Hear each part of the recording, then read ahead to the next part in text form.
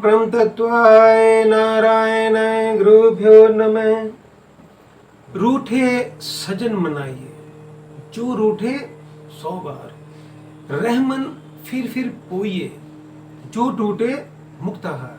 दोस्तों नमस्कार, एस्ट्रो हिल चैनल पर आप सभी का बहुत स्वागत है। दोस्तों मैं राजगिरी एस्ट्रोलॉजर आज आपके लिए पितृपक्ष 2023 के शुभ अवसर पर आज का ये पितृपक्ष 2023 स्पेशल एपिसोड लेकर आया हूँ। दोस्तों आज के इस वीडियो में मैं आपको बताने वाला हूँ कि इस साल 2023 में ये पितृपक्ष पूजा का शुभ संयोग कब बन रहा है, और मैं ये भी बताऊंगा कि आप कैसे ये आसानी से जान सकते हैं कि क्या आपके पितृ आपसे रुष्ट है क्या।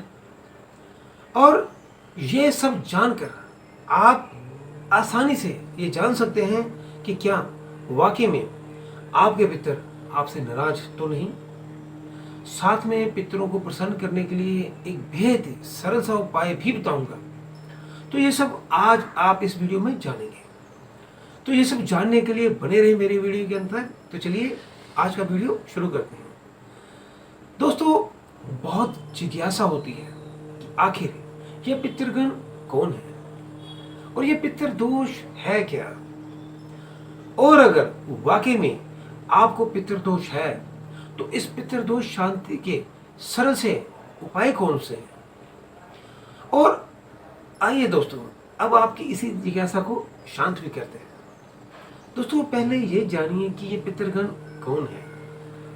दोस्तों ये पितृगण हमारे पूर्वज ही हैं जिनका ऋण हमारे ऊपर है, क्योंकि उन्होंने कोई ना कोई उपकार हमारे जीवन के लिए किया है। दोस्तों हमारे पूजनीय हिंदू ग्रंथ गरुड़ पुराण में यह कहा गया है कि मनुष्य लोक से ऊपर पितृलोक है, सबसे नजदीक लोक है ये पितृलोक, और पितृलोक से ऊपर सूर्यलोक है, और उससे भी ऊपर स्वर्गलोक है। शरीर छोड़ने के बाद आत्मा जब अपने शरीर को त्याग कर सबसे पहले ऊपर उठती है तो वह पितृलोक में ही जाती है। वहां हमारे पूर्वज इस आत्मा को मिलते हैं।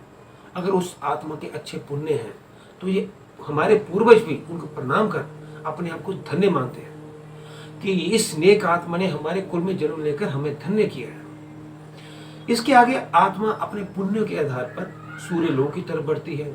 वहां से आगे यदि अधिक पुण्य है आत्मा के पास तो आत्मा सूर्य लोक से आगे स्वर्ग लोक की तरफ जाती है।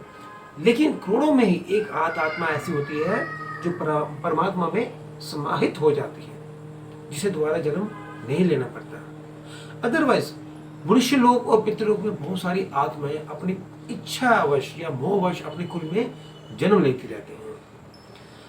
अब जानिए कि आखिर यह पितृदोष क्या होता है। पितरों के रुष्ट होने के कौन कौन से कारण हैं। दोस्तों पितरों के रुष्ट होने की को ही हम पितृदोष कहते हैं, और पितरों के रुष्ट होने के बहुत से कारण होते हैं।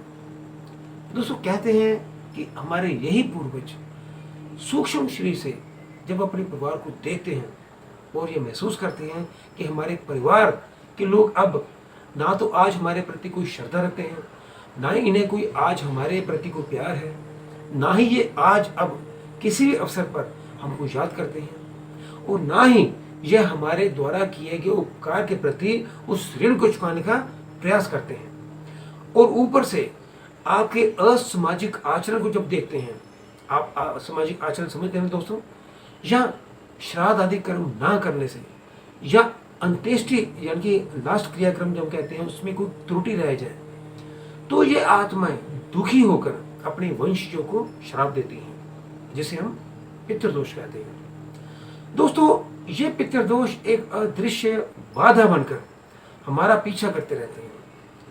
तब तक आपको, जब तक उनसे ये निवार नहीं हो पाता तब तक ये पीछा करते हैं। इस दोष के कारण आपको फिर मानसिक अवसाद भी होता है, या आपको व्यापार में नुकसान होता है, या परिश्रम के अनुसार आपको फल नहीं मिल पाता, बहुत मेहनत करते हैं, या आप या आपके परिवार में आपके बच्चों को उनके विवाह या वैवाहिक जीवन में समस्या आनी शुरू हो जाती हैं, आपके बच्चों के करियर में समस्या आनी शुरू हो जाती है। यानी कि संक्षिप्त में कहें तो जीवन के हर क्षेत्र में व्यक्ति और उसके परिवार को बाधाओं का सामना करना पड़ता है। पितृदोष होने पर आपको अपनी कुंडली में अनुकूल ग्रहों की स्थिति या गोचर ग्रह दशाएं भी शुभ होने पर भी शुभ फल नहीं दे पाते। कितना भी पूजा पाठ देवी देवताओं की अर्चन की जाए, उसका शुभ फल नहीं मिल पाता। दोस्तों, आप आसानी से अपनी जन्म पत्रिका देखकर भी ये जान सकते हैं कि क्या आपकी कुंडली में पितृदोष तो नहीं। दोस्तों, जन्म पत्रिका से पितृदोष कैसे देखते हैं, ये जानिए। जन्म पत्रिका में लगन, पंचम, अष्टम और द्वादश भाव से पितृदोष का विचार किया जाता है। पितृदोष में ग्रहों में मुख्य रूप से सूर्य, चंद्रमा, गुरु, शनि और राहु केतु ग्रह की स्थितियों से पितृदोष का विचार किया जाता है। इनमें से गुरु, शनि और राहु की भूमिका प्रत्येक पितृदोष के लिए बहुत महत्वपूर्ण समझी जाती है।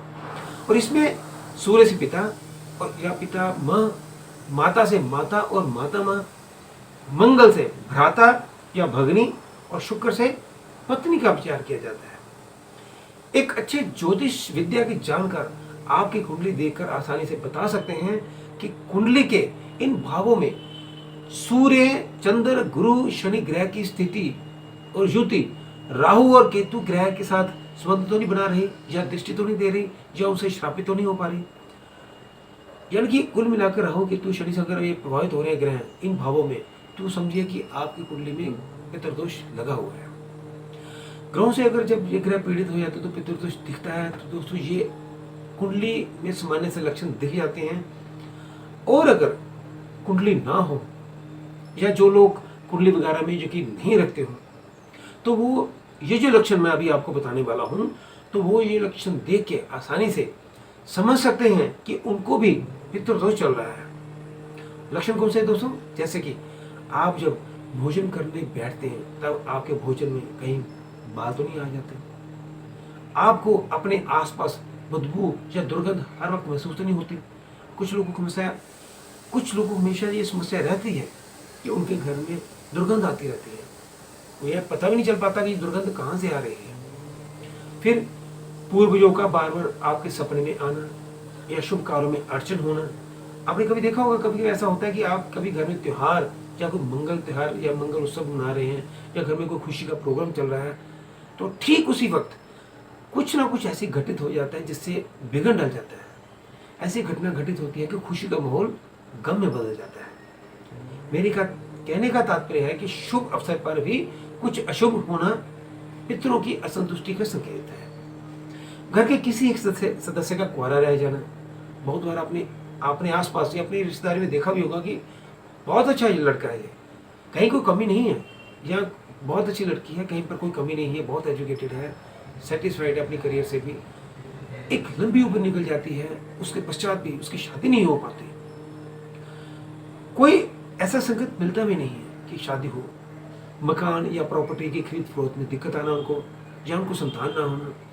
तो ऐसी कई घटनाएं और समस्या आप लोग अनुभव करते होंगे। तो यही पितृदोष को समझने के सामान्य से लक्षण माने जाते हैं।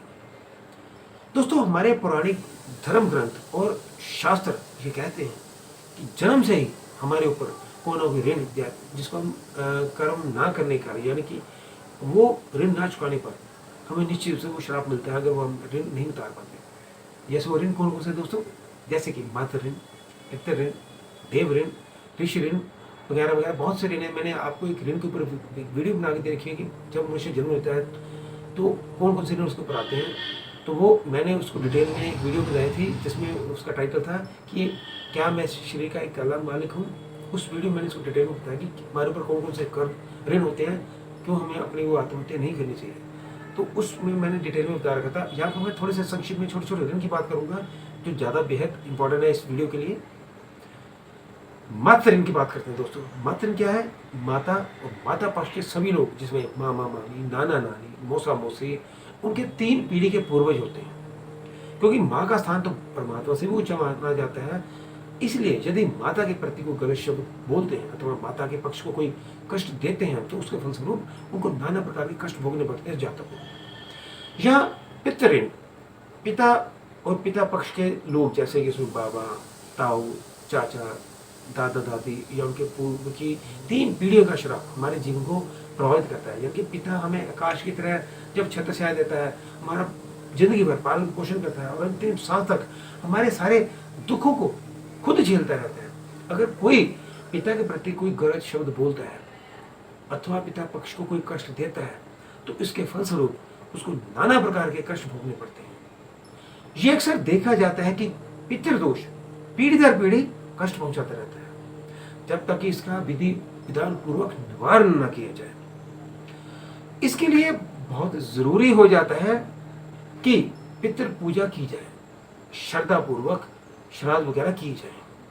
अब पितृदोष निवारण के लिए क्या उपाय हैं, तो दोस्तों मैं ये आपको अब अपने अगले वीडियो में बताने वाला हूँ।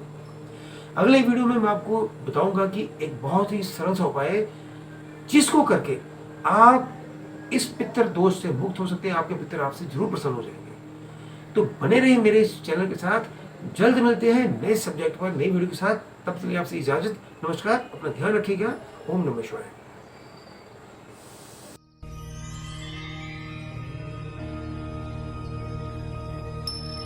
Oh